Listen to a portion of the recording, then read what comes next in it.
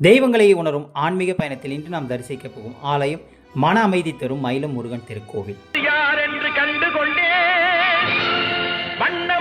விழுப்புரம் மாவட்டம் மயிலத்தில் முருகன் கோவில் உள்ளது. இந்த கோவில் ஒரு சிறிய குன்றின் மீது நெடிய ராஜகோபுரத்துடன் விளங்குகிறது.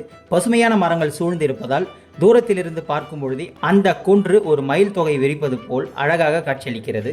கோபுரமானது மயிலின் கொண்டை போல உச்சியில் இருக்கிறது. கோயிலை போலவே இந்த மலையும் ஒரு புனிதமாக கருதி பக்தர்கள் வழிபடுகிறார்கள். முருகப்பெருமானால் போரில் சூரபத்மன் தோற்கடிக்கப்பட்டான். அவன் மனம் தெரிந்து இறையருள் வேண்டி மயிலம் வந்து மயில் வடிவ மலையாக மாறி கடும் தவம் புரிந்தான். தவத்தில் மகிழ்ந்த முருகன் அவனுக்கு காட்சி தந்தார். அப்பொழுது என்னை தங்கள் வாகனமாக ஏற்றுக்கொள்ள வேண்டும் என்று முருகனிடம் சூரபத்மன் வேண்டினான். மேலும் மயில் வடிவ மலையாக இருந்து நான் தவம் புரிந்த இந்த மலைக்கு மயிராச்சலம் என பெயர் வழங்க வேண்டும். தாங்கள் எந்த நாளும் இங்கு வீற்றிருந்து தன் அன்பர்களுக்கு அருள் புரிய வேண்டும் என்ற கோரிக்கை வைத்தான். உடனே முருகன் அவனிடம், எதிர்காலத்தில் பாலசித்தர் என்பவர் இங்கு தவம் புரிவார், அப்பொழுது உன் விருப்பம் நிறைவேறும் என்று கூறிவிட்டு மறைந்தார். சூரபத்மன் அதுவரை மலையாக நிலை கொண்டு அங்கு காத்திருந்தான். மயூராச்சலம் என்ற இந்த பெயரை பின்னாளில் மயிலம் என்று மருவியது. பொதுவாகவே சித்தர்கள் ஜீவசமாதி அடைந்த தலங்களில் பக்தர்களுக்கு வேண்டும் வரங்கள் கிடைக்கும் என்பது நம்பிக்கை. எவரிடமும் சரணடையாத முருகனது வேலாயுதம் பாலசித்தரிடம் வசமானது என்பது ஐதீகம். இதிலிருந்து பாலசித்தரனுடைய சக்தி விளங்கும்.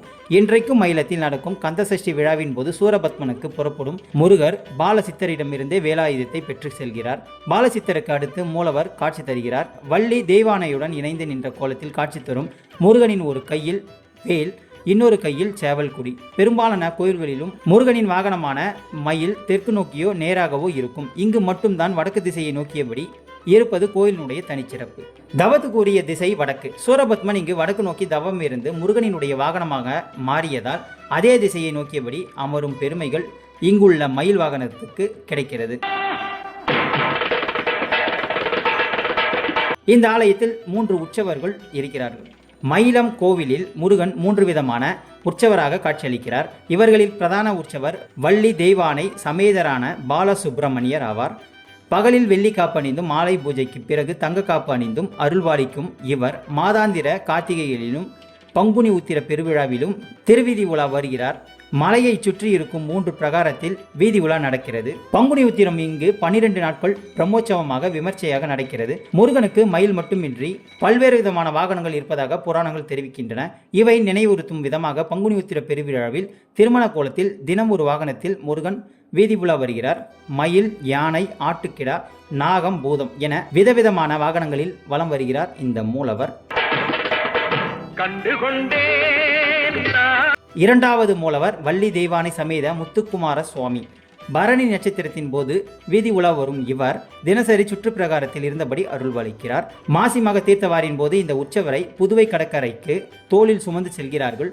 5 நாட்கள் அங்கிருந்தவாறே அருள் வழங்கும் இவர் 6வது நாளன்று திரும்பி வருவார். 3வது உற்சவர் 6 முகங்கள் கொண்ட சண்முக பெருமான். கந்தசஷ்டி உற்சவத்தின் போது 6 நாட்கள் வீதி உலா வருவது இவர்தான்.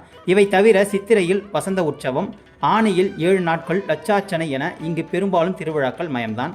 முருகனுக்கு மிகவும் உகந்த நொச்சி மரங்கள் மயிலம் மலையில் ஏராளமாக உள்ளன. தினமும் காலை பூஜையின் போது நொச்சி இலைகளை மாலையாக தொடுத்து மூலவருக்கும் உற்சவ மூர்த்திகளுக்கும் அணிவிக்கிறார்கள். அதன் பிறகே மற்ற பூமாலைகளை அணிவிக்கிறார்கள்.